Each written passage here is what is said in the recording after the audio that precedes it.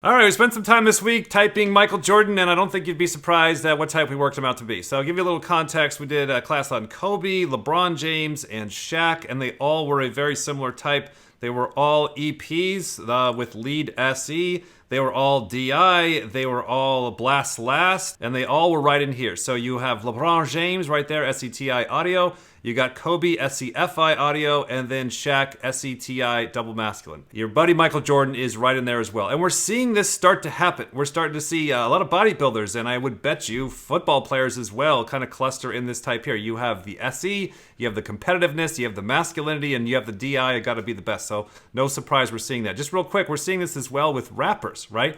We're seeing strangely that it's NI. NI sleep seems to be the big thing with rappers. You got Jay-Z in there, you got Eminem, you got Snoop Dogg, you got Nipsey Hussle, and a couple other guys as well, just all fall in the NITI or NIFI. A lot of the best rappers in the world fall into that little box, right? So we're starting to see this as the data comes in. You know, more and more people that are the best in the world at something tend to be the same type as other people that are also the best in the world, which all makes sense. So we officially worked Michael Jordan down to the exact same type as Shaq, but hold on a second. This is where the social dynamics, the social needs are a little bit different. Shaq is more of a person of the people. As you can see with Shaq, he's such a nice guy. And Michael Jordan would be one of those guys we would describe as has to be number one, which is why he's kind of a asshole, you know, that's how people see him. The second thing is the growth factor. Like, it seems like Shaq is a little bit farther along on his hero's journey, on his self-growth, and kind of getting resolved with all of his demons, where Michael Jordan still kind of has a lot of anger issues, you know? So those two dynamics are the biggest two dynamics that we see. There's hundreds of different dynamics of what can make you very different than people of your exact same type.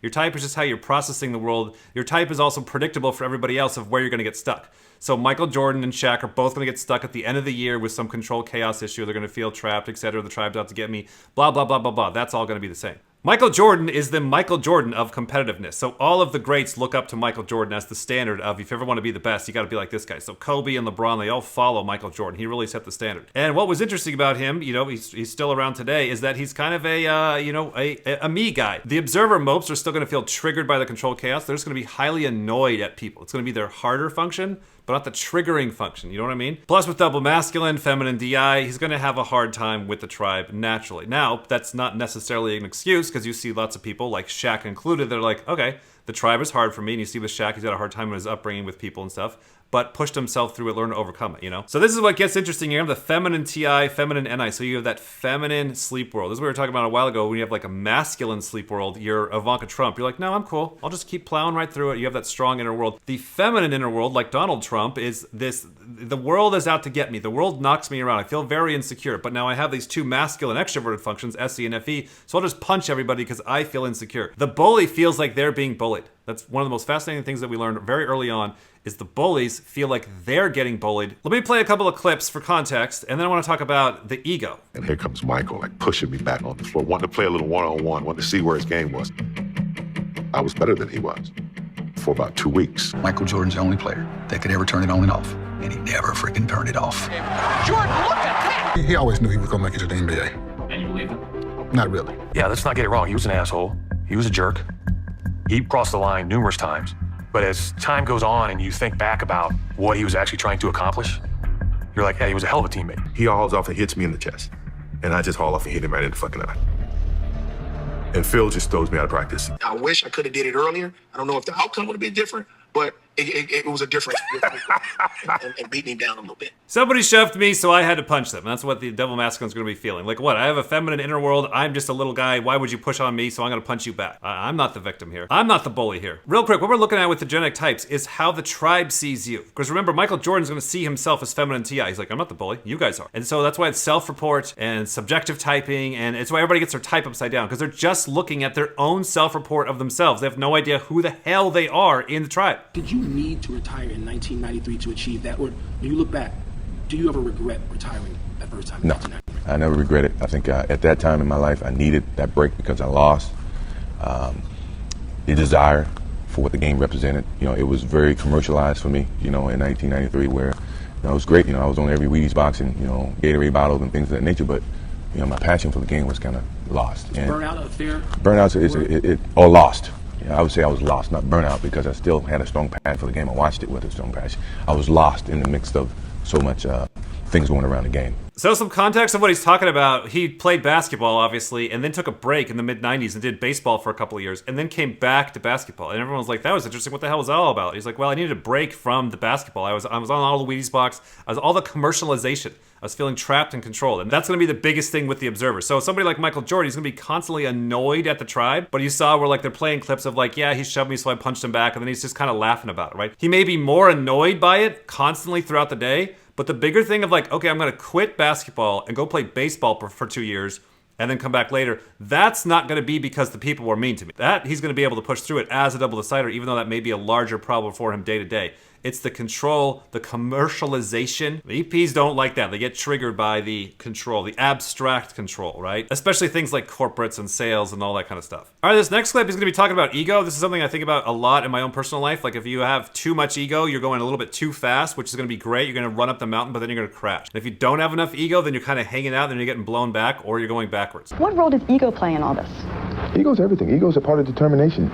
If you don't have ego, you can't have a sense of determination to achieve. That's all a part of success. You cannot find a successful person in life who don't have an ego.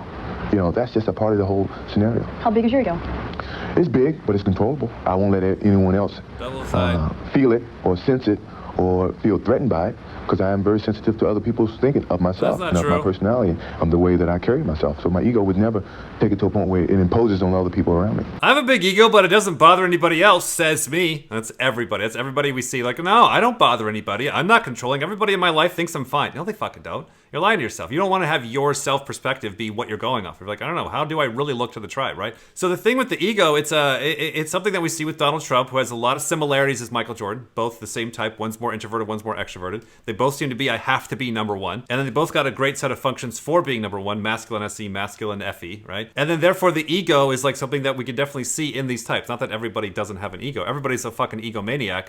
It's just they're far worse than Michael Jordan in the sense of they're going to hide it. So your mom, your roommates, your friends, your family, they all have an ego. They're trying to be the best. They're trying to get power and control. They're just going to be doing these weird little subtle backhanded ways. At least Michael Jordan's like, I want to be the best. I have a big ego and I'll fight you on the fucking basketball court. Well, that's kind of nice because at least you know it's coming versus these subtle games you play with all these fucking drama people in your life, right? So just to give a little context, the way I look at it, and me as kind of an egomaniac as well, right? My type tends to be kind of an egomaniac-driven type, especially like an extroverted type. So it's like in the early years of my life, this is how I'm looking at life. So here's life. I'm an extrovert. I'm sleep last, play. I'm consume last. I'm an egomaniac. I can do whatever I want. The world is this open place, right? And so what I don't want to do is what I see everybody else, and that is they're going backwards in life, right? They're just kind of hanging out. They're getting blown around by the wind. Things are bad, so they move backwards. Okay, so you don't want to do that, right?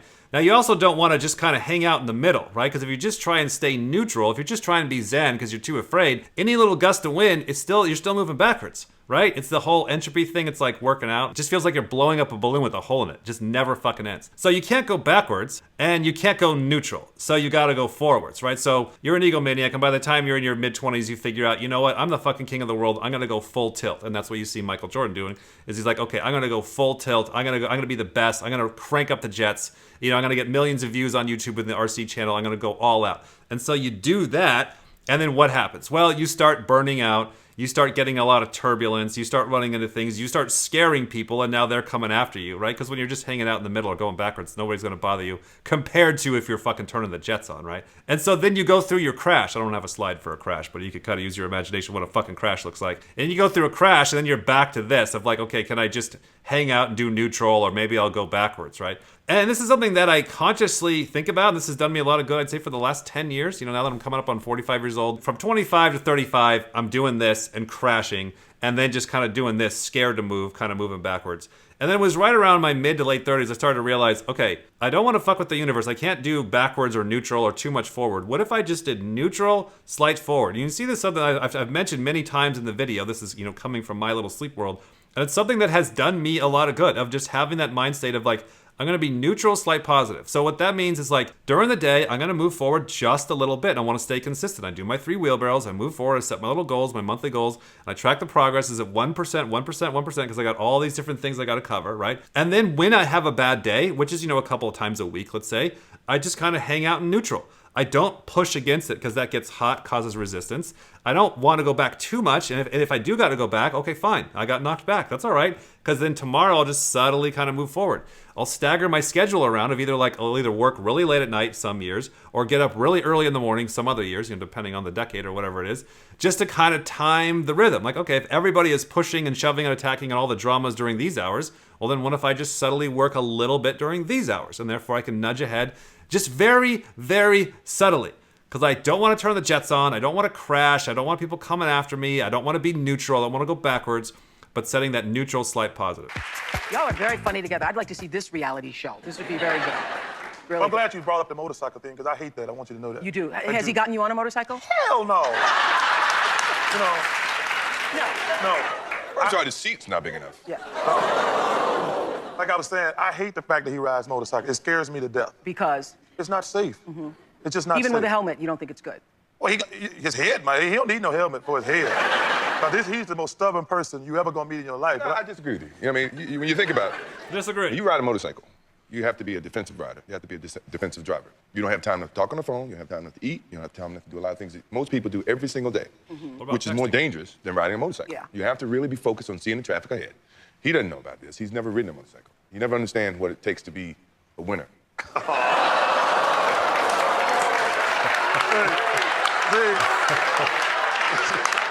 You had to go there, didn't you? Did I say something wrong? Did I say something bad? Bullying the bully.